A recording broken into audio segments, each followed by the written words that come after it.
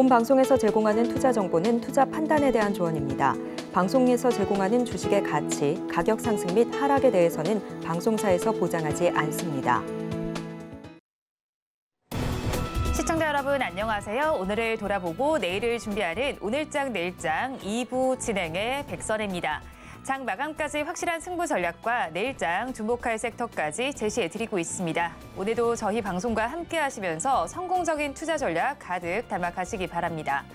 저희 방송은 유튜브를 통해서도 보실 수 있습니다. 유튜브 검색창에 서울경제TV라고 검색하시면 저희 방송과 함께 하실 수 있으니까요.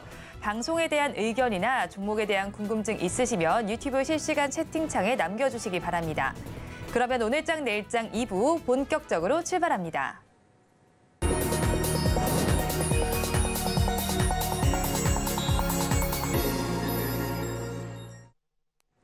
급락하는 종목에 대한 생존 전략을 모색해 보겠습니다. 종목 SOS 시간, 오늘은 신한투자증권 이호석 차장과 연결되어 있습니다. 차장님 안녕하세요. 네, 안녕하십니까. 이호석 차장입니다. 차장님, 먼저 급락하는 종목들을 구조해 보기 전에 오늘 시장 상황부터 점검하겠습니다. 오늘 시장은 어떻게 보시나요? 네, 우선 오늘은 이제 시장이 상승, 하락, 등락폭이 좀 좁다라고 말씀을 드려야 될 것 같습니다. 시장 전체적으로 본다라고 하면은 대외 변수 자체는 굉장히 좀 무난했거든요. 왜냐하면 미국 주식시장, 채권시장 둘 다 열리지도 않았고요. 결국 이제 국내 시장에 대해서 영향을 줄 수 있는 요소들이 굉장히 많이 좀 줄었었습니다. 그리고 최근 흐름만 보더라도 미국 국채 금리라든지 이런 부분들이 이제 무난하게 나오면서 대외 변수들이 좀 무난했는데 오히려 무난하다는 것이 주가 상승은 이제 발목을 잡는다라고 생각을 해주시면 될 것 같습니다. 주가가 상승하기 위해서, 지수가 상승하기 위해서는요, 결국에는 이제 방금 전처럼 이제 무난한 분위기, 왜냐면은 이제 위험 선호 심리라고 저희가 말을 하죠. 위험 선호 심리가 어느 정도 밑바탕에 있어야 하고요. 여기에 이제 이 위험 선호 심리를 이제 더 위험 선호 심리에 대해서 주가를 끌어올릴 수 있는 그만한 수급이라는 것도 분명히 필요한데요. 지금 현재 시장은 다른 것보다도 수급이 조금 부재하다라는 것이 단점이라고 할 수가 있겠습니다. 수급을 끌어들일 수 있는 요건은 뭐가 있을까요? 여러 가지가 있겠지만 저희는 얼마 전까지 실적 시즌으로서 실적이 수급을 끌어들이는 요소라고 저희가 생각을 해왔고 실제로도 그랬었습니다. 그런데 최근에 실적 시즌이 종료가 되면서 주도주를 중심으로 수급이 굉장히 좀 부재한 상황이 되었죠. 결국 수급이 좀 부재하다는 말을 어떤 뜻으로 받아들여야 되냐면요. 주도주가 주가를 끌어올릴 만큼, 그래서 주가를 끌어올리기 위해서 여러 투자자들이 관심을 가질 만큼의 이제 모멘텀이 없었다 정도로 생각해 주시면 될 것 같습니다. 주도주라고 하면 결국에 우리나라 경제가 두 가지 정도죠. 2차 전지, 반도체가 될 수 있을 건데요. 2차 전지 최근 흐름은 차치하고서라도 최근에 이제 조금 더 주목해볼 것은 반도체 쪽이라고 생각을 하고 있습니다. 이번 주에 이제 엔비디아에서 이제 실적 발표가 있었고요. 엔비디아 실적 발표 이후에 실적이 잘 나왔음에도 불구하고 엔비디아가 주가를 조정받는 양상이 나왔었거든요. 주가가 조정받는 부분을 저희가 조금 이유를 생각한다라고 하면 이런 부분이라고 할 수가 있을 것 같습니다. 결국에는 추가적으로 상승할 수 있는 요인들이 있어야 되는데 지금 시장에서 이 추가적인 상승을 조금 억제하는 요인들이 더 많구나 정도로 생각해 주시면 될 것 같고요. 결국 엔비디아가 상승을 하지 못한다라고 하면 우리나라 국내에서 있는 반도체 업종들도 아무래도 속도 조절이 좀 필요한 시점이다라고 말씀을 드려야 될 것 같습니다. 제가 속도 조절이라고 말씀을 드리는 이유는요. 시장에 대해서 엔비디아가 상승을 하게 되고 그렇게 되면 좀 따라가는 양상이 나오겠죠. 그런데 지금 그것을 제외하더라도 반도체 업황에 대해서는 굉장히 전망이 좋다는 겁니다. 결국 주가의 방향성은 우상향 쪽으로 방향을 잡을 수가 있겠지만 이것은 좀 가속화할 수 있는, 속도를 올릴 수 있는 그런 모멘텀들이 좀 부재하고 또 그것이 이제 대표적인 요인 중에 하나가 수급이다 정도로 생각해 주시면 될 것 같습니다.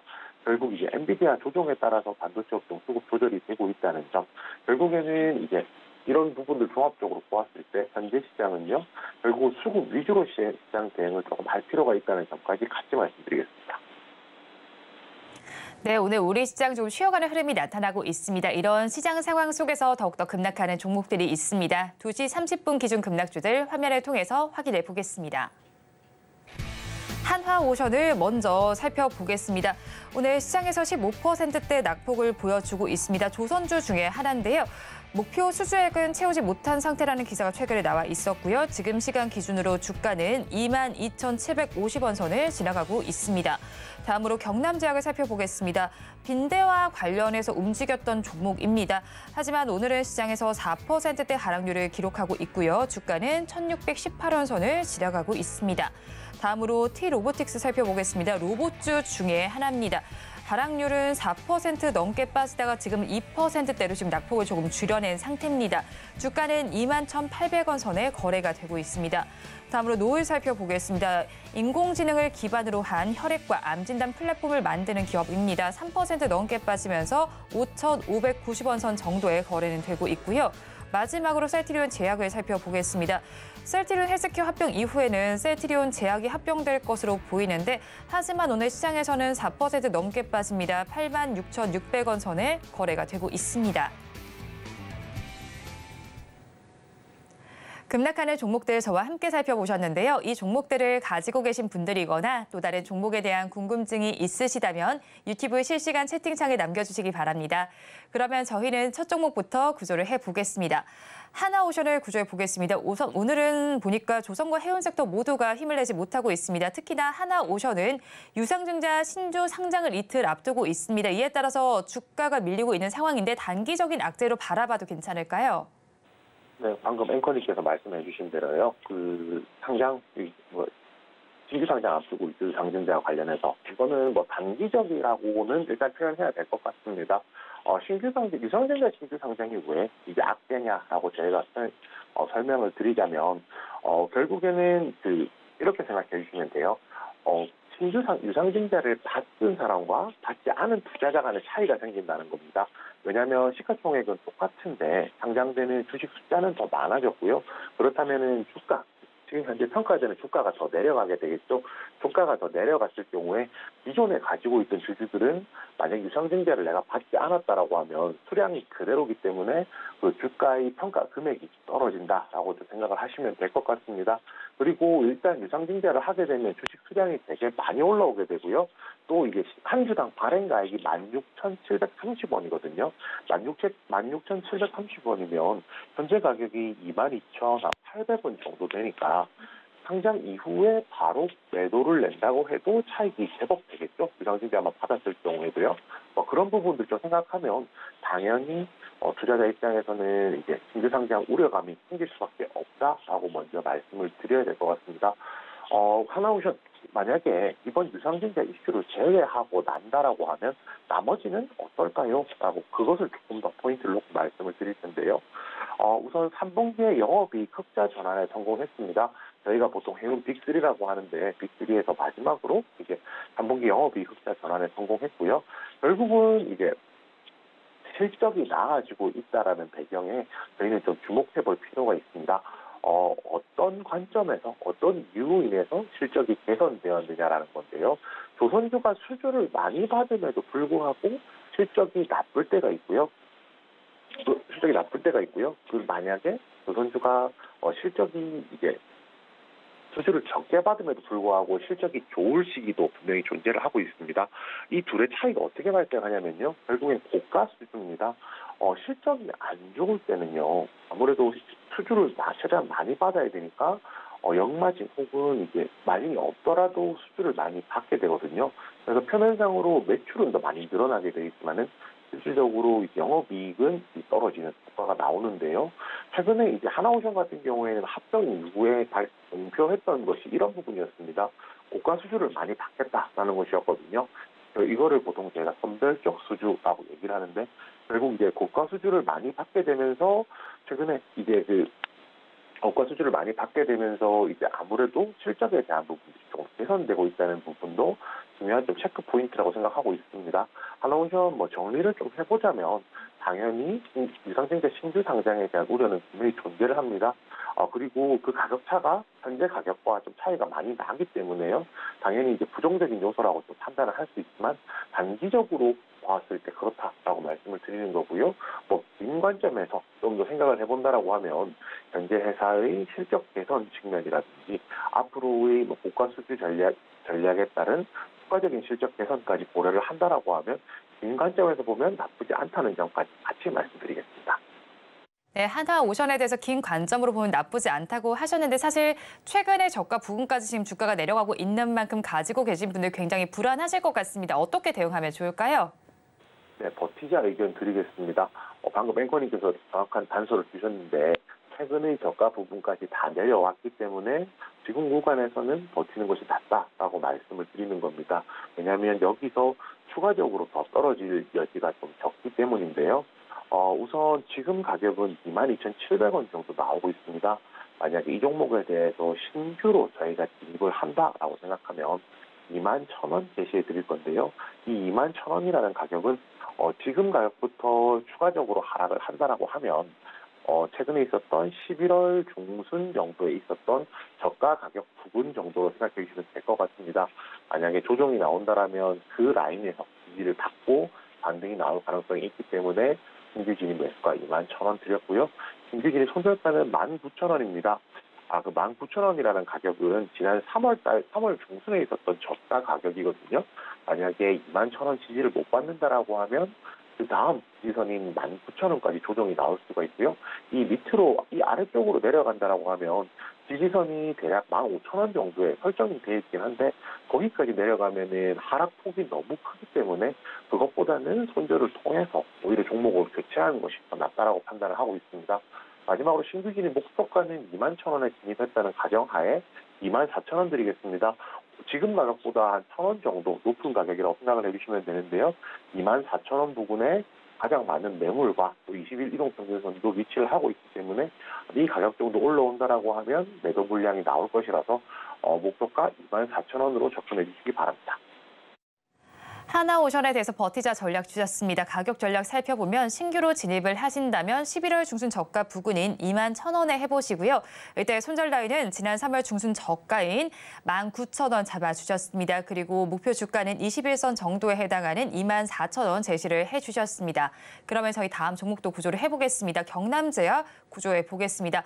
경남제약 역시도 추가 상장 공시가 나와 있습니다. 3호 전환사채 전환에 따라서 추가하는 것으로 알고 있는데 역시나 주가는 이것 때문에 밀리고 있다고 봐야 할까요? 네, 아마 그 부분이 좀 크다라고 할 수 있습니다. 함호전환 사태 부분도 분명히 있을 거고요. 앞에서 이제 비슷하죠. 하나오션의 유상증자 상장이나 신규 상장이나 이번 케이스는 비슷하기 때문에 그 부분에 대한 이제 구체적인 설명보다는 설명을 이미 드렸으니까 비슷하게 생각해 주시면 되고 저는 이제 빈대와 관련된 이제 모멘텀에 대해서 조금 더 짚어봤으면 좋겠습니다. 우선 경남제약은 이제 빈대 특제인 모스펜스라는 약을 판매를 하고 있거든요. 실제로 경남제약이 빈대가 유행한다라는 기사가 맨 처음 보도되고 나서 가장 주가가 다음날부터 빠르게 올랐던 종목 중에 하나라고 생각해 주시면 됩니다. 그날 시장 분위기 생각해 보면 빈대와 관련해서 이제 저희가 연결할 연결점이 접점이 생각보다는 별로 없잖아요. 주식시장에서. 그래서 경남제약이 상승할 때 그 상승 이유에 대해서 많은 분들이 궁금해하시기도 했었거든요. 우선 이제 빈대 특집의 모스펜스 판매로 인해서 주가가 상승하기 시작했고 그 뒤로도 부정하게 상승하는 모습 보여주었는데요. 안타깝게도 지금 시장에서 빈대 확산에 관련되어 있는 모멘텀 자체가 좀 약해졌다라는 것이 핵심입니다. 지금 최근에 시장에 그것을 제외하더라도 다른 이슈가 되게 많이 나오고 있잖아요. 그래서 시장에서 빈대 관련된 모멘텀들이 최근에 이야기가 나오지 않기 시작하면서 빈대 관련주라고 저희도 부르는 종목들도 다 전체적으로 비슷한 모습을 나오고 있거든요. 결국에 지금 시점에서 사실 필요한 거는 주가 반등을 위한 모멘텀이 필요한 시점이다라고 말씀을 드려야 될 것 같습니다. 경남제약 지금 이미 지금 주식을 보유하신 분들 같은 경우에 고민이 좀 되게 많으실 텐데요. 결국 주가를 끌어올렸던 내용이 빈대 확산과 관련된 내용이었다라고 저희가 생각을 한다라고 하면 결국 이제 다시 그 자리까지 가기 위해서는 그 정도 되는 이제 이벤트들이 분명히 좀 필요하거든요. 지금 당장 살펴봤을 때는 거기에 딱 뭐 부합할 만한 모멘텀이 없는 것도 사실이지만요. 역으로 얘기하면 아직까지 빈대가 완전히 퇴치가 돼서 빈대 확산과 관련해서 지금 전 국민들이 이제 자유로운 상황까지는 아니기 때문에 이와 관련된 모멘텀들은 추가적으로 나올 수 있다라고 좀 기다려보는 것도 괜찮을 것 같습니다. 이거 비슷하게 좀 얘기를 드려볼 수 있는 게 저희가 비슷한 코로나로 똑같은 얘기를 해볼 수도 있거든요. 코로나 관련해서 국내에서 종식 이야기가 나온 뒤에도 코로나와 관련한 이슈들이 두 번, 세 번 해서 주가를 끌어올리는 케이스도 있었기 때문에 그런 주가 반등을 위한 모멘텀을 조금 더 기다려보자 이렇게 정리드리겠습니다. 네, 경남제약의 경우에 사실 추가로 상승할 만한 모멘텀이 필요한 것 같습니다. 주가 역시도 지금 일봉상으로 살펴보면 21선 아래로 내려가 있는 모습입니다. 그런 만큼 가지고 계신 분들께서는 이 추세가 어떻게 될지 굉장히 고민이 많으실 것 같은데요. 어떻게 좀 대응하면 좋을까요? 네, 우선 버티자 의견 드리겠습니다. 버티자 의견 드리는 거는 비슷한 코멘트를 드려야겠죠. 주가가 지금 조정을 충분히 받았다는 관점 하에 접근해보자라고 말씀을 드릴 거고요. 지금 가격은 1,618원입니다. 지금 1,618원인데 여기서 만약에 매수를 한다라고 하면 신규로 진입할 수 있는 가격은 1,480원입니다. 1,480원은 이제 60일 이동 평균선에 터치를 하는 가격이거든요. 보통 그 위쪽에 60일에 121선이 있음에도 불구하고 왜 60일선으로 말씀을 드리냐면 상대적으로 현재 이 종목에 대해서는 변동성이 큰 종목이기 때문에 조금 이제 안전장치로서 60일선을 놓았다 정도 생각해 주시면 될 것 같습니다. 그 신규진의 손절가 같은 경우에는 1,130원 드릴 텐데요. 이 1,130원은 지난 10월 26일에 있었던 저점 가격 부분으로 생각을 해주시면 될 것 같습니다. 만약에 여기서 60일 이동평균선까지 깨고 내려온다라고 하면 그 다음으로 지지받을 수 있는 구간이 1,130원이기 때문에 신규진의 손절가 그렇게 드렸고요. 마지막으로 신규진의 목표가는 1,780원입니다. 1,780원은 지금 만약에 1,480원에 진입한다면 약 300원 정도 위쪽 가격인데요. 딱 1,780원이 이 종목에서, 이 경남제약에서 가장 많은 매물이 쌓여있는 매물대 상단 가격입니다. 결국 시세가 나온다라고 하면, 단기적으로 반등이 나온다라고 하면 1,780원까지 상승을 하고 그 매물을 소화를 할 경우에만 더 위쪽으로 갈 수 있다는 점 생각했을 때 목표가 1,780원으로 정했습니다. 경남제약에 대해서도 버티자 전략 주셨습니다. 가격 전략 살펴보면요. 신규로 진입을 하신다면 60일선에 해당하는 1,480원에 해보시고요. 이때 손절 라인은 10월 26일 저점 부근인 1,130원 잡아주셨습니다. 그리고 목표 주가는 매물대가 많은 구간 고점 부근인 1,780원으로 제시해 주셨습니다. 그러면 저희 마지막 종목도 구조를 해보겠습니다. T-로보틱스를 구조해 보겠습니다. 전환 청구권 행사에 대한 공시가 나와 있습니다. 다음 달 8일 127만 주 정도가 상장될 것으로 보이는데 최근 로봇주에는 지능형 로봇법 등과 같은 여러 가지 좀 좋은 이슈들도 있는데 이 종목 저희가 어떻게 보면 좋을까요? 네, 우선 이제 지난주에도 이 종목에 대해서는 코멘트를 한번 드렸었거든요. 비슷한 관점에서 말씀을 드리게 될 것 같습니다. 12월 8일에 신규로 이제 127만 주 상장한다는 공시가 있었거든요.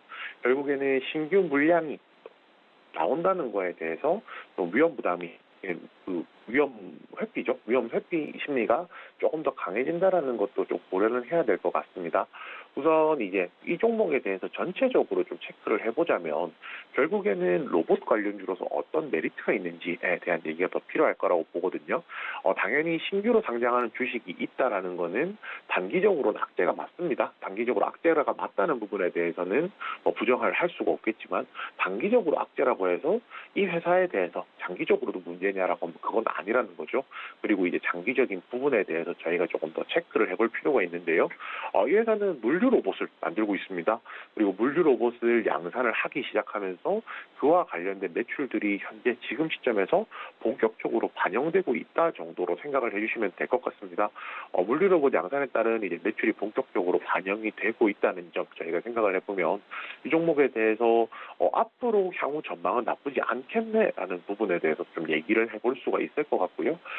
이런 부분도 있습니다. 결국에는 T-로보틱스가 상승을 할 때 T-로보틱스만 상승하는 것이 아니고요. 반등이라고 해도 마찬가지겠죠. 전반적으로 그 업종 자체에 긍정적인 모멘텀이 있어서 반등을 하는 양상들을 대부분 보이게 되거든요. 결국 이제 지능형 로봇법이라는 것이 나옵니다. 그래서 로봇 업종과 관련해서는 다양한 종목들이 이제 반등을 할 수 있는 모멘텀을 현재 가지고 있다는 겁니다. 근데 지능형 로봇이기 때문에 대한 내용들이기 때문에 상대적으로 좀 물류 로봇이랑 거리가 먼 것이 아니냐라고 생각을 할 수도 있겠지만요. 로봇 업종 전반적으로 보았을 때 중요한 모멘텀 중에 하나라는 점은 좀 부정할 수 없을 것 같습니다.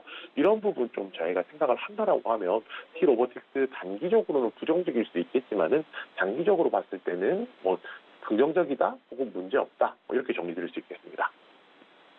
네, T-로보틱스 단기적으로는 조금 부정적일 수 있겠지만 중장기적으로 보면 긍정적일 수 있다라고 짚어주셨는데 그렇다면 가지고 계신 분들께서는 어떻게 대응을 해나가면 좋을까요? 네, 버티자 의견 드리겠습니다. 이 종목도 조정을 충분히 거치고 있는 상황이기 때문에 여기서 손을 빼는 것보다는 조금 더 버텨보시는 게 맞다라고 생각을 하고 있습니다. 지금 가격은 21,700원, 21,750원 정도 하고 있고요. 오늘도 아랫꼬리 달면서 조금 반등이 나오는 모습을 좀 보여주고 있다 정도 생각해 주시면 됩니다. 신규로 이 종목 진입한다라고 하면요. 진입가는 조금 낮게 드릴 겁니다. 17,800원인데요. 만약에 이 구간에서 지지를 못 받고 흘러내린다라고 하면은 매물이 가장 많은 매물대 그리고 지지선은 이제 하단 정도로 생각해 주시면 될 것 같습니다.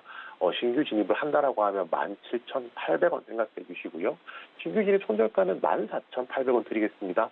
제가 아까 T-로보틱스와 관련된 매물대에 대해서 말씀드렸는데 14,800원은 매물대 하단 가격으로 생각해 주시면 되고 지난 6월 달 정도 있었던 저가 가격 선을 그어보면 보이실 거거든요.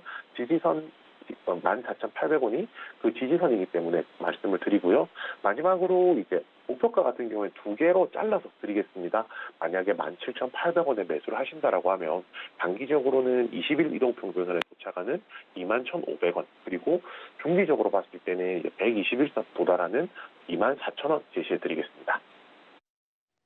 T-로보틱스에 대해서도 버티자 의견을 주셨고요. 가격 전략 살펴보면 신규로 진입을 하신다면 지지선에 해당하는 17,800원에 해보시고요. 이때 손절 라인은 매물대 하단에 해당하는 14,800원 잡아주셨습니다. 그리고 목표 주가 두 가지로 제시를 해주셨습니다.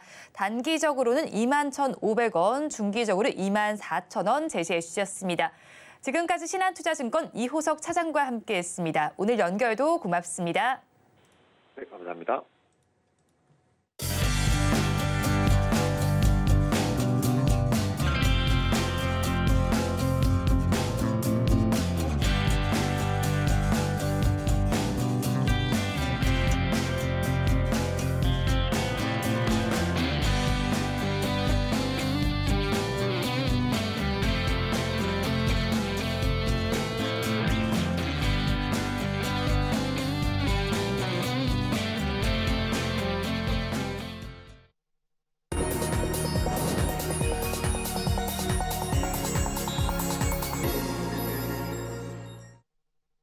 앞서서 급락주에 대한 대응 전략을 살펴봤다면 이번에는 오늘의 매매일지에 성공적인 마침표를 찍어드릴 찬스 종가 베팅 시간입니다. 오늘은 영앤리서치의 최진욱 팀장 나와 있습니다. 어서 오세요. 네, 반갑습니다. 네, 먼저 팀장님과 이 시간에 짚어드렸던 종목 리뷰를 해보겠습니다. 지난 17일에 공략을 해주신 데브시스터즈의 경우에는 5%대 수익률이 나오고 있으면 이 종목 계속 가져가 봐도 괜찮을까요? 일단 최근 들어서 외국인의 수급이라든지 기관에 대한 수급이 다시 좀 개선이 되고 있는 모습들이 좀 나타나주고 있기 때문에 여전히 좀 메이저들의 좀 수급처가 계속적으로 몰리고 있는 종목들은 여전히 좀 관심을 가질 필요가 있습니다. 또 지금 3호 물량들도 여전히 지금 나가고 있지 않고 지금 대부분 보게 되면 메이저들의 수급이 그대로 지금 매집이 되어 있는 상태거든요. 그렇기 때문에 아직까지는 뚜렷하게 나가고 있는 매도세의 물량들이 현저히 지금 보여주고 있는 모습들이 아니다 보니까 충분하게 좀 홀딩 관점을 좀 유지해 보셔도 나쁘지 않을 거라고 생각을 하고 있습니다. 네, 충분하게 홀딩 관점을 유지해도 좋겠다고 말씀해 주셨습니다. 그럼 게임주 전반을 좀 살펴보도록 하겠습니다. 목표 주가 지금 초과 러시가 나타나고 있는 상황인데 전망은 어떻게 보시나요? 사실 이제 게임주들 같은 경우는 앞전에서도 이제 말씀드렸다시피 개별 재료에 대해서 굉장히 좀 민감하게 많이 움직입니다. 이제 일전에 네오위즈에서도 피해 거짓이 나올 때 당시에도 한 차례 급등 이후에는 계속 좀 주가가 빠졌던 부분들이거든요. 그만큼 지금은 어느 정도 인지도 부분들이 좀 중요한 부분들이 아니라 게임이 출시가 되고 나서 호응도가 확실하게 뒷받침이 되면서 IP 수요 부분들 계속 증가해지면서 매출이 증가를 해주게 된다라고 하게 되면은 일단 그럴 경우에 좀 실적 부분들이 좀 반영이 되면서 좀 주가가 많이 올라가는 경우들이 굉장히 좀 다변수로 많이 나타나고 있는데 사실 게임주들은 이제 전체적인 섹터 내에서의 좀 모멘텀을 보기보다는 아직까지 좀 개별적인 재료로 봐야 됩니다. 그렇다는 것은 올해 하반기라든지 내년 상반기에 주요 라인업들이 지금 구성이 되어 있는 뭐 이제 넥슨이라든지 이제 대부 시스터 같이 이런 주 종목들을 지금 오히려 좀 매수를 해볼 관점이 유지하지 오히려 아직까지 라인업이 뚜렷하게 없는데 단지 이제 게임주들의 좀 어느 정도 자리가 잡혀준다고 해가지고 다른 일부 게임주들을 또 매수를 하게 되면은 좀 나쁘게 또 나와줄 수가 있거든요. 그렇기 때문에 게임주들은 하나의 좀 섹터로 본다기보다는 개별 재료가 있는 그런 게임주들에 지금은 좀 집중을 해보시는 게 맞다고 생각을 하고 있습니다. 네, 게임주는 섹터 전반의 흐름을 보시기보다는 개별주들의 모멘텀을 체크해 보라는 말씀을 전해주셨습니다. 그러면 다음 종목들 리뷰를 해볼게요. 이번에는 3일에 공략을 해주신 종목입니다. 꿈비라는 종목인데 이 정책과 관련된 이슈로 좀 짚어주셨어요. 20%대 수익률이 나오고 있습니다. 아직까지는 가져가야 되는 종목이죠. 그렇죠. 이제 그전에도 말씀드렸다시피 뭐 올해 하반기, 못해도 뭐 내년 한 상반기까지는 충분히 좀 가져가 볼 만하고요. 일단 제가 생각에는 12월 말일까지는 일단은 좀 충분히 홀딩 가점을 유지해 보셔도 나쁘지 않을 거라고 보고 있습니다. 일단은 뭐 10,000원대만 이탈을 안 해준다고 하게 되면 충분히 상승력이 지금 열려 있는 구간이고요. 최근에 좀 아래 저가권에서 박스 상단 돌파가 나왔습니다. 상단 돌파가 나오고 나서 어느 정도 좀 매물을 지금 소화를 해주고 있는 과정으로 판단을 하고 있는데 아직까지 뭐 뚜렷하게 하락세가 크게 나오고 있는 모습들은 아니다 보니까 여전히 홀딩 관점을 말씀해드리겠습니다. 네, 꿈비 역시도 여전히 홀딩하면 좋겠다고 정리를 해주셨습니다. 리뷰는 여기서 마무리해보고요. 오늘도 장 마감까지는 14분 정도 남아 있습니다. 종가 베팅할 종목 키워드 힌트 공개해드리겠습니다. 성장 모멘텀 지속이라고 해주셨네요. 성장 모멘텀이 지속된다면 사실 최근 시장에서 떠오른 거 뭐 AI도 성장 모멘텀 계속해서 지속되고 있는 것 같고 로봇과 관련해서도 이야기가 계속 나오고 있는 만큼 이런 섹터들에 대한 이야기가 아닐까 싶은데 맞을까요, 팀장님? 네, 정확하게 맞습니다. 아, 정확한가요? 네, 이제 AI랑 로봇 쪽에 제가 오늘 좀 섹터를 가지고 왔는데 사실 뭐 이제 성장 모멘텀이 지속이 된다고 하게 되면은 물론 많죠. 뭐 2차 전지 쪽도 성장성이 이제 확고한 부분들이고 반도체도 마찬가지고요. 근데 다만 이제 근접하게 주가가 좀 반영을 해줄 수 있는 부분들로 보게 되면은 일단 지금은 AI 아니면 로봇 쪽입니다.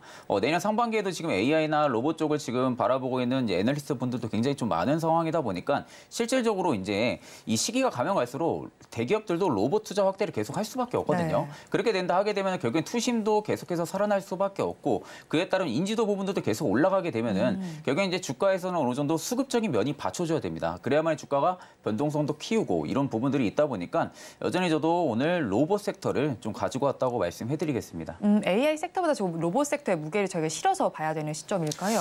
그렇죠. 이제 최근에 나왔던 이슈가 정부에서 지능형 로봇법에 대한 이야기가 나왔잖아요. 그러니까 그전에는 로봇들이 로봇 업체들이 어떻게 보면 해외 쪽에서는 수출 모멘텀이 강화가 되고 있을지는 몰라도 국내 쪽에서는 보급률을 끌어올릴 수가 없었거든요. 그러니까 그 부분들은 법 규제가 너무 강화가 되어 있기 때문입니다. 뭐 안정성 부분들을 뭐 고려를 한다든지 이런 부분들도 물론 중요는 하지만 법 규제가 너무 강화가 되어 있었던 상황이다 보니까 뭐 국내 전공정 업체라든지 뭐 IT 업체라든지 전반적으로 또 수출을 해주고 있는 이런 부분들이 현재 좀 떨어질 수밖에 없었습니다. 그러니까 보급률 부분들을 다시 상승을 시켜줄 수 있는 부분들이 지금 지능형 로봇법 개정안이 지금 완화가 되면서 앞으로 일상생활 속에서도 볼 수 있는 어떻게 보면 좀 시기적인 부분들이 또 도래를 한 거거든요.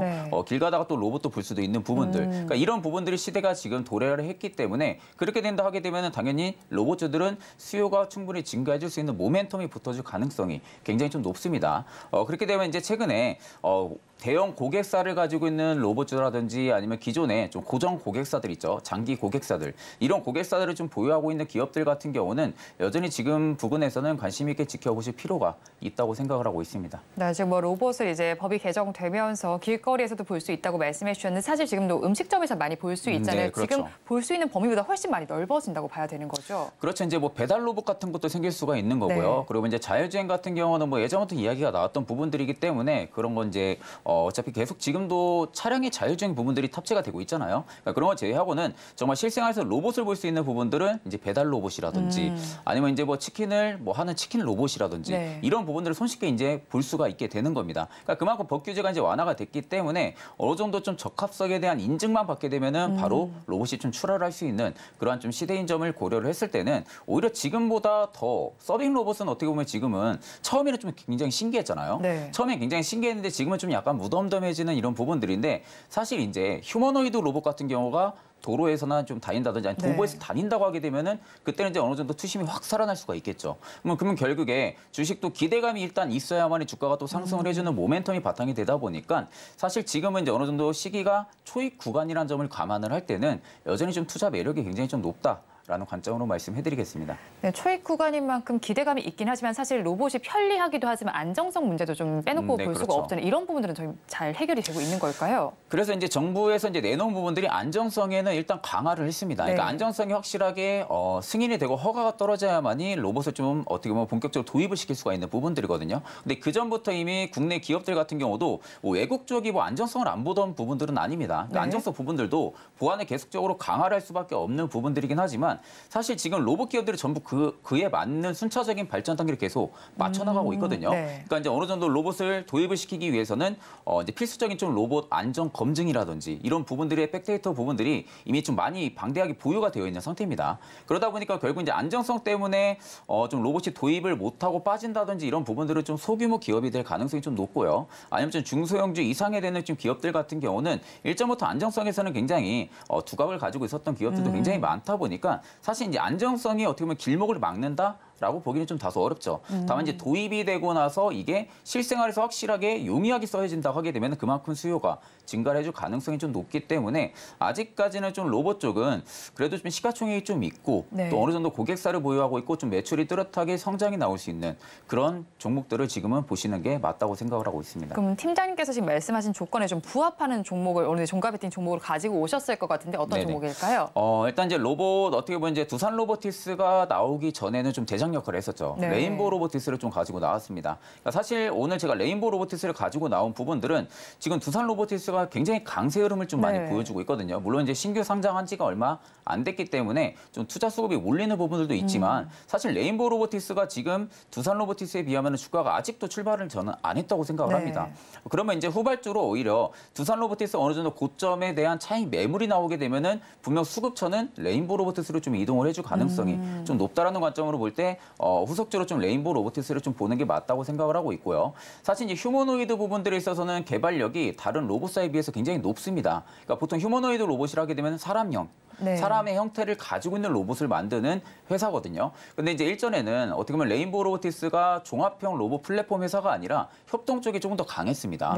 협동 쪽에 강했다가 삼성전자가 이제 지분 투자를 하면서 최대 주주로 오르면서 오히려 이제 그때부터 종합 로봇 플랫폼 회사로 지금 변경이 된 상황인데 사실 이제 지금 내년 초에 레인보우 로보티스가 지금 휴머노이드 로봇을 출시를 하려고 개발 속도를 계속 올려나가고 있는 상황입니다. 그러면 지금 지금까지는 로봇 시장이 외팔형 시장이었어요. 외팔형이 주로 이루고 한쪽 팔로만 좀 로봇이 좀 어떻게 역할을 수행한다든지 이런 부분들이 좀 주 시장을 이뤘다고 하게 되면은 이제 양팔형에 달린 휴머노이드 로봇이 나오기 때문에 이런 부분들 레인보우 로보티스가 지금 첫 신호탄을 쏘아 올린 겁니다. 그럼 이게 만약에 내년 초에 출시가 돼서 본격적으로 도입이 된다고 하게 되면은 사람이 고정적으로 좀 하던 일도 있죠. 뭐 똑같은 패턴으로 하는 일들, 뭐 공장에서 뭐 프레스 공장이라든지 이런 부분에 도입이 될 수가 있거든요. 그러니까 그런 쪽에 지금 초점을 맞춰서 로봇이 나온다고 하게 되면은 사실상 이제 전방 산업을 지금 삼고 있는 기업들 입장에서는 인구 노동력은 계속 감소를 하고 있고 그런다고 일자리가 지금 줄어드는 부분들이 아니라 공장을 문을 닫을 수 없는 상황이잖아요. 그리고 지금 이제 뭐 생산 라인을 계속 늘리는 공장들도 많고요. 그러면 결국에는 사람 대신해서 로봇이 일을 할 수밖에 없는 상황이죠. 그럼 보통 로봇이 일을 하게 되면은 어느 정도 입력 데이터 값을 입력을 하고 그에 맞는 똑같은 패턴으로만 로봇이 움직인다고 하게 되면은 사실 사람보다 로봇에 대한 수요가 더 증가를 해줄 가능성은 저는 좀 높다고 보고 있는 상황이다 보니까 실질적으로 이제 양팔형 휴머노이드 로봇이 나와봐야 알겠지만 오히려 이 지금 시기에서는 기대 모멘텀이 여전히 좀 남아있다고 생각을 합니다. 그렇기 때문에 여전히 저는 레인보우 로보티스가 아직도 시세가 출발을 안 했다라는 관점으로 볼 때는 충분히 신규분들도 매수 관점을 보셔도 나쁘지 않을 거라고 생각을 하고 있습니다. 네, 그럼 양팔형 로봇 출시도 기대되는 상황인데 레인보우 로보틱스 아직 주가가 출발하지 않았다고 말씀해 주셨잖아요. 그렇다면 저희 가격 전략 어떻게 가져가야 할까요? 이제 레인보우 로보틱스 같은 경우는 한 차례 좀 시세가 나와주려 했다가 지금 박스를 계속 유지를 해주고 있거든요. 그러니까 어느 정도 물량을 현 구간에서 좀 소화를 해주고 빠지고 있는 그림이라고 좀 생각을 하시면 됩니다. 그렇기 때문에 현 시장가에서도 충분히 무리가 없고요. 목표가 같은 경우는 18만 원으로 제가 제시를 해드리는데 사실 18만 원의 매물대가 그렇게 두껍진 않습니다. 다만 그래도 20만 원 안쪽으로는 18만 원이 매물대가 좀 있는 상황이다 보니까 18만 원대가 돌파해주는 것을 체크를 하고 20만 원대까지 충분히 좀 보셔도 되고요. 일단 1차적으로는 18만 원 제시를 해드리고 손절가는 15만 2천 원을 제시해드리겠습니다. 네, 오늘 종가 베팅할 종목으로 레인보우 로보틱스 짚어주셨고요. 가격 전략 살펴보면 목표 주가는 18만 원, 손절라인 15만 2천 원 제시를 해주셨습니다. 그러면 저희는 마감 동시효과 구간 우리 시장 어떤 분위기 보이고 있는지 양대 시장의 분위기를 체크해 보겠습니다. 어제에 이어서 오늘도 우리 시장은 그렇게 큰 흐름을 보이지는 않습니다. 박스권 내에서 조금 등락을 다르게 하는 모습이 계속해서 나타났는데요. 코스피 시장을 먼저 보겠습니다. 0.65%의 약세로 2,500선이 무너졌습니다. 지금 2,498선에서 마감을 할 것으로 보이고요. 다음으로 코스닥 시장 살펴보겠습니다. 코스닥 시장은 약부하권에 들 것으로 보입니다. 814선에 종가를 쓸 것으로 보입니다. 다음으로 수급 상황 체크해 보겠습니다. 코스피 시장을 먼저 보겠습니다. 기관 투자자들이 매수로 돌아섰네요. 기관과 개인이 쌍끌이 매수를 해줍니다. 기관 투자자들은 5억 원을 담아내고 있고요. 개인 투자자들은 1,000억 원 넘게 사고 있습니다. 반면에 외국인 투자자들은 4거래일 연속 매수세를 보이더니 오늘은 매도로 돌아섰습니다. 1,000억 원 넘게 팔아내고 있습니다. 다음으로 코스닥 시장 살펴보겠습니다.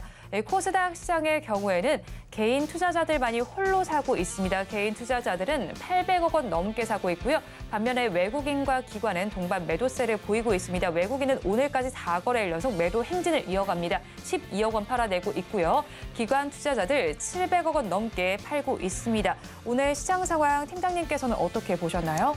사실 오늘 같은 경우는 해외 증시에 대한 변수가 딱히 없었던 시장이었거든요. 네. 그럼에도 지금 이제 외국인들이 계속 매도세로 돌아서고 있고 양시장이 모두 지금 약보합권을 눌리고 있는 상황인데 사실 이제 외국인이 일단은 매도세로 계속 나오고 있다는 부분들이 이제 좀 바뀌었습니다. 10월 27일 이후로 네. 외국인들이 좀 매수세로 전환을 좀 많이 해줬었거든요. 그러니까 그 부분들이 일단은 개별적인 공매도 금지 이슈 때문에 들어왔다기보다는 지금 전반적으로 수출 지표가 개선이 되고 있습니다. 그러니까 수출 지표가 개선이 되고 있기 때문에 그에 따른 좀 상대적인 매력도가 좀 부각이 되면서 외국인들이 좀 매수세가 좀 들어와줬다라고 생각을 하면 되시고 일단 외국인이 다시금 한 4일 넘게 지금 계속해서 매도세로 좀 대응을 해주고 있는 부분들은 한 차례 좀 차익을 보는 매물들이 좀 일단 있는 것으로 판단이 듭니다.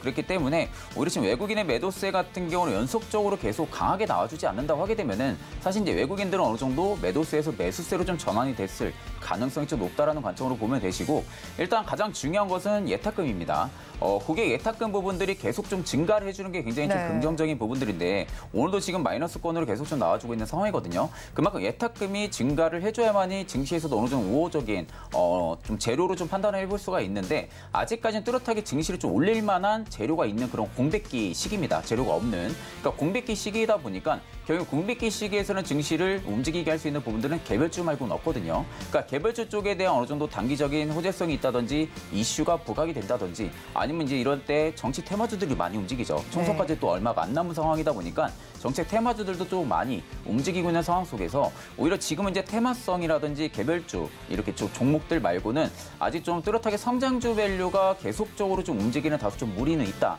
다만 지금 시기에선 성장주들은 여전히 주가 상승이 확실하게 좀 안 나와준 종목들이 굉장히 좀 많다 보니까 내가 좀 안정성 있게 투자를 하고 싶다 하게 되면은 저는 오히려 지금은 성장주 밸류를 좀 지켜봐야 된다고 생각을 하고요. 반대로 좀 빠르게 좀 수익을 본다고 하게 되면은 개별주 아니면 테마주는 여전히 유효하다라는 관점으로 말씀해드리겠습니다. 네, 개별주와 테마주는 유효하다고 말씀해 주셨는데 시장의 전반을 오늘 좀 살펴보면요. 지수는 모두 하락세를 보이고 있지만 다행이라고 좀 봐야 할까요? 상승하는 종목수와 하락하는 종목수 양대시장 모두에 좀 차이가 나지는 않습니다. 네네. 시장 전반에 대해서 오늘 어떻게 평가를 하실까요? 그러니까 전체적으로 지금 상승 종목과 하락 종목수 차이가 많이 없는 것은 그만큼 어느 정도 악재 부분들은 이제 전혀 없다는 겁니다. 그러니까 해외 증시에 대한 변수가 시장에는 아직 없다는 거예요. 다만 그렇다고 증시를 또 올릴 만한 뚜렷한 호재성이 아직은 공백이다 보니까 지금은 이제 개별 테마로 많이 움직이는 거죠. 그날 장 시작하기 전에 뭐 이슈가 부각이 된다든지 아니면 지금은 이제 총선을 앞두고 있는 상황이다 보니까 정책 이슈들이 굉장히 좀 많이 나오겠죠. 오늘 같은 경우는 한동훈 장관에 대한 테마주들 굉장히 좀 많이 움직여주잖아요. 그만큼 일단은 시장을 올릴 만한 딱히 어떠한 모멘텀이 없는 상황이다 보니까 일단 이슈가 부각이 될 수 있는 종목들의 많은 수급이 쏠리는 겁니다. 그러다 보니까 지금 상승 종목수와 종목수와 하락 종목수의 편차가 좀 크지 않은 거라고 생각을 하고 있는데 네. 사실 이렇게 편차가 크지가 않으면은 증시가 그만큼 좀 바닥도 잡았을 가능성이 큽니다. 그렇기 때문에 오히려 지금 부분은 긍정적으로 조금 바라보셔도 나쁘지 않을 거라고 보고 있습니다. 네, 오늘 지수가 빠지고 있지만 상승하는 종목수가 하락하는 종목수가 큰 차이가 나지 않는 건 증시가 바닥을 잡았을 가능성도 볼 수 있다라고 좀 정리를 해주셨고요. 하지만 오늘 환율의 경우를 또 살펴보면요. 장 초반만 하더라도 1,400원대 아래에서 거래가 되는데 지금 1,300원을 상회하고 있는 모습이 나타나고 있는 양상이 펼쳐지고 있습니다. 외국인의 수급도 그다지 좋지를 못한 상황 속에서 시가총액 상위 종목들의 분위기도 좋지를 못합니다. 코스피 시장을 먼저 살펴봤을 때 삼성전자 우선주를 제외한 모든 종목에선 지금 파란불이 켜져 있는 상황이 펼쳐지고 있는 상황이고요. 코스닥 시장에서는 혼조 양상이 펼쳐지고 있습니다. 마감 통시효과 구간 함께 하셨습니다.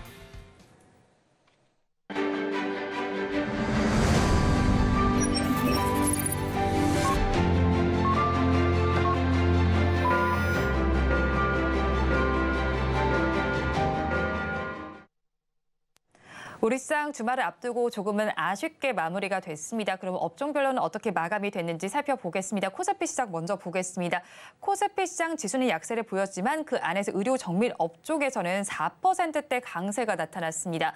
다음으로 좋았던 업종은 기계 업종입니다. 1%대 상승률로 마감이 됐고요. 다음으로는 종이 목재 업종은 1% 조금 못 미치게 상승을 하면서 마감을 지었습니다. 다음으로 코스닥 시장도 살펴보겠습니다. 코스닥 시장에서는 정보기기 업종이 가장 좋았습니다. 2%대 강세를 보이면서 마감이 됐고요. 다음으로는 소프트웨어 업종이 1%대로 상승 마감을 했습니다. 그 다음으로 방송 서비스 업종도 좋았습니다. 1.18%의 상승률로 마감이 됐습니다. 오늘 시장 이렇게 마감이 됐지만 저희 다음 주에 대한 전력도 짜봐야겠죠. 오늘장 내일장 전문가님들께 여쭤봤습니다. 화면으로 확인해 보시죠. 상승 시도 속에서 쉬어가고 있는 우리 증시입니다. 다음 주 전략 어떻게 짜면 좋을지 질문을 드려봤습니다. 먼저 헤르메스 스탁의 하차관 본부장님께서는 각계정투 장세라고 하면서 이슈와 테마성 트레이딩이 예상된다고 해주셨습니다.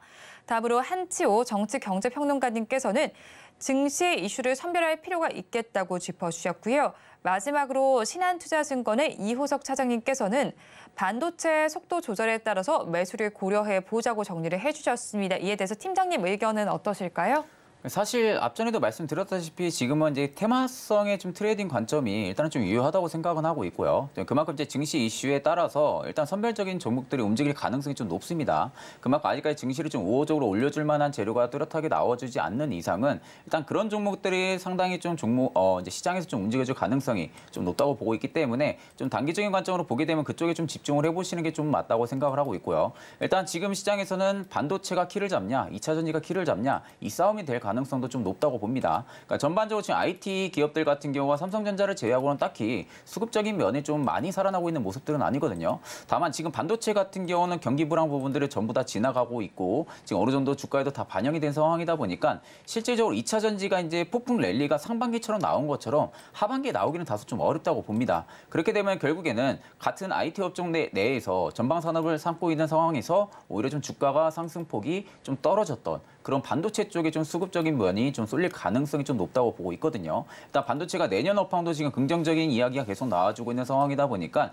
사실 좀 기술주 전면적으로는 좀 반도체 쪽을 좀 보시는 게 맞다고 생각을 하고 있고 그 외적으로는 오히려 지금은 테마성 아니면 좀 이슈가 부각이 될 수 있는 개별주들 이런 종목들을 충분히 좀 바라보는 게 저도 좀 맞다고 생각을 하고 있습니다. 네, 테마성의 기술주 위주로 바라보면 좋겠다고 말씀을 정리를 해주셨고요. 그러면 저희 다음 주에는 어떤 섹터에 조금 더 주목을 해보면 좋을까요?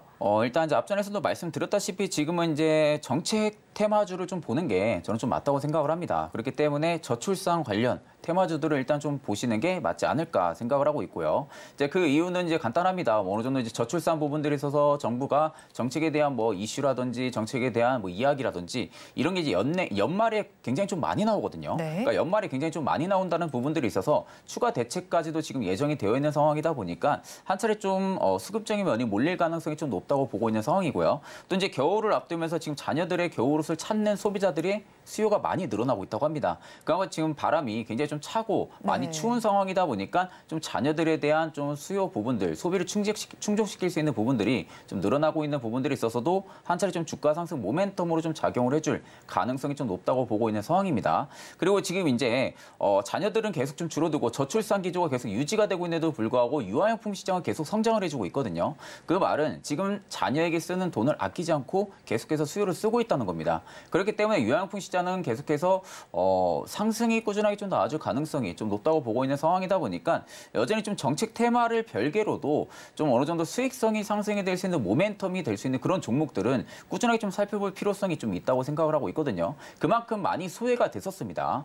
연내 좀 많이 소외가 됐었던 부분들을 볼 때도 일단 지금 시장에서도 움직일 때도 뭐 건설 기계들이 움직이기 시작을 하고요. 포장이나 이런 쪽으로 좀 많이 움직인다는 것은 그만큼 소외주들에도 수급이 좀 몰리고 있다는 부분들이거든요. 네. 그러면 이제 저출산 관련주들도 마찬가지입니다. 최근에 다시금 지금 시세는 내주고 있지만 사실 이 부분들은 소비 수요가 좀 충족이 되는 부분들과 그리고 지금 연내 이제 어느 정도 4분기 쇼핑 시즌기가 도입이 되면서 사실 어느 정도 좀 테마성에 대한 부각이 받을 수 있는 관점이 좀 미리 선 반영이 돼서 좀 움직이고 있는 모습으로 판단이 들고 있기 때문에 그런 관점으로 봐도 여전히 지금 시세는 뚜렷하게 나와주고 있는 종목들이 그렇게 많지가 않은 상황입니다. 그렇기 때문에 여전히 좀 저출산 관련주들은 꾸준하게 좀 이번 연도까지는 바라보실 필요가 있지 않을까라는 관점으로 말씀해드리겠습니다. 네, 저출산 관련주는 다음 주에 이어서 이번 연말까지 한번 바라보시면 좋겠다고 정리를 해주셨고요. 사실 또 미국 증시 어제도 휴장을 했고 오늘 조기 폐장을 하게 됩니다. 네네. 그런 만큼 미국에서 나오는 이슈들이 그다지 뭐 많지는 않았다라고 봐야 될 것 같은데 네네. 다음 주에는 어떤 일정들 저희가 좀 체크를 해봐야 할까요?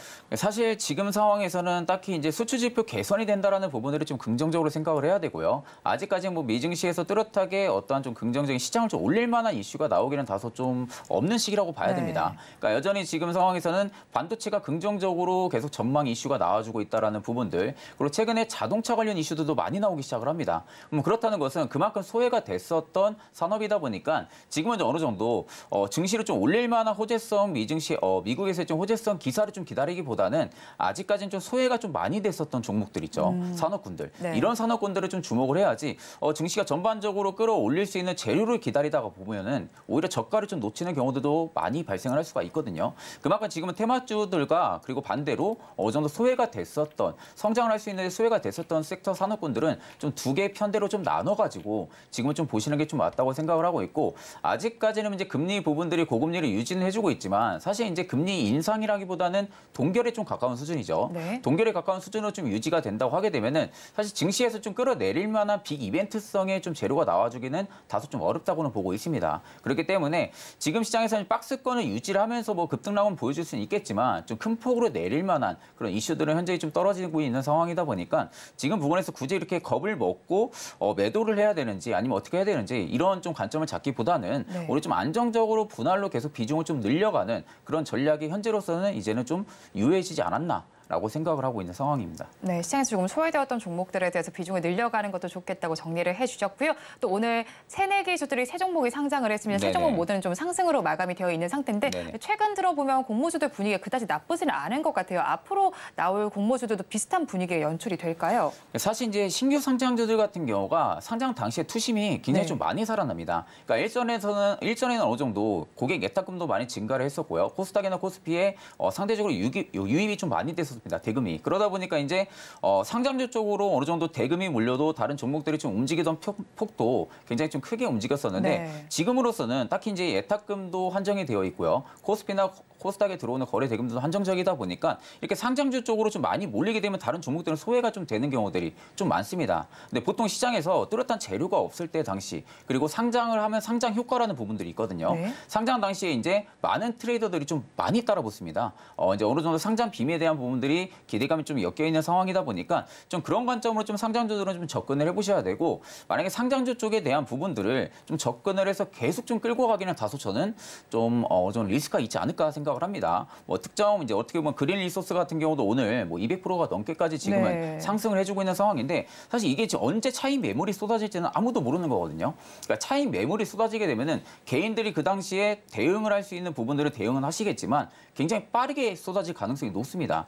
그렇기 때문에 이런 상장주들 같은 경우는 하루 아니면 좀 이틀 정도만 데이 트레이딩 관점으로 좀 지켜보시고 오히려 어느 정도 바닥이 잡혔다 싶게 되면은 예를 들어서 두산 로보틱스 같이 네. 이런 좀 바닥을 잡고 있는 기업들 같은 경우는 한 번 더 트레이딩 관점으로 좀 접근해 볼 만하고요. 그런 관점을 제외하고서는 아직 좀 중장기적으로 좀 바라보기에는 뭐 실적이라든지 뭐 기업의 어떠한 이슈가 나온다든지 그러기는 좀 역부족입니다. 그만큼 아직까지 뭐 리포트라든지 데이터가 좀 많이 쌓여 있는 상황들이 아니다 보니까 실질적으로 지금 매물이 쏟아지는 게 또 어떠한 특수한 경우로 쏟아지는지도 알 수가 없거든요. 그렇기 때문에 좀 단타로 접근하시는 분들 제외하고서는 좀 중장기적으로 본다고 하게 되면은 좀 상장주 쪽보다는 오히려 성장을 할 수 있는 밸류를 좀 더 접근해 보시는 게 맞다고 생각을 하고 있습니다. 네, 신규 상장주보다는 성장주 쪽으로 한번 보시면 좋겠다는 의견으로 정리를 해주셨습니다. 지금까지 영앤리서치의 최진욱 팀장과 함께했습니다. 오늘 말씀 고맙습니다. 감사합니다. 오늘장 내일장 2부에서 전해드린 내용 정리해서 보여드리겠습니다. 화면으로 확인해 보시죠. 오늘장 내일장 2부의 핵심입니다. 오늘 종목 SOS 시간에는 한화오션과 경남제약, T로보틱스를 구조해 드렸습니다. 세 종목 모두에는 버티자 의견을 주셨고요. 한화오션과 T로보틱스는 반등 모멘텀이 있다고 정리를 해주셨습니다. 다음으로 종가 베팅할 종목으로 레인보우 로보틱스를 공략해 주셨습니다. 휴머노이드 로봇 출시의 속도가 내고 있습니다. 양파령 로봇이 나올 것으로 예상되는 만큼 한번 기대를 해보셔도 좋겠고요. 마지막으로 다음 주 시장 승부수로는 저출산 관련주들 바라보시기 바랍니다. 본 방송에서 제공하는 정보는 투자 판단에 대한 조언일 뿐 해당 주식의 가치와 수익률을 보장하지는 않습니다. 아울러 서울경제TV와 서울경제신문은 당사의 브랜드입니다. 최근 당사를 사측하는 피해 사례가 늘어나는 만큼 각별히 주의해 주시기 바랍니다. 오늘장 내일장 2부에서 준비한 순서는 여기까지입니다. 주말 잘 보내시고요. 저희는 다음 이 시간에 다시 찾아뵙겠습니다. 함께해 주신 여러분 고맙습니다.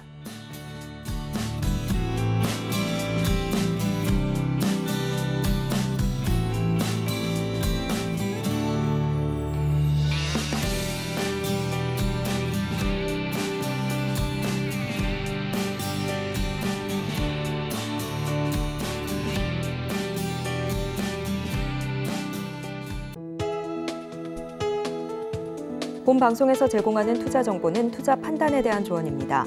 방송에서 제공하는 주식의 가치, 가격 상승 및 하락에 대해서는 방송사에서 보장하지 않습니다.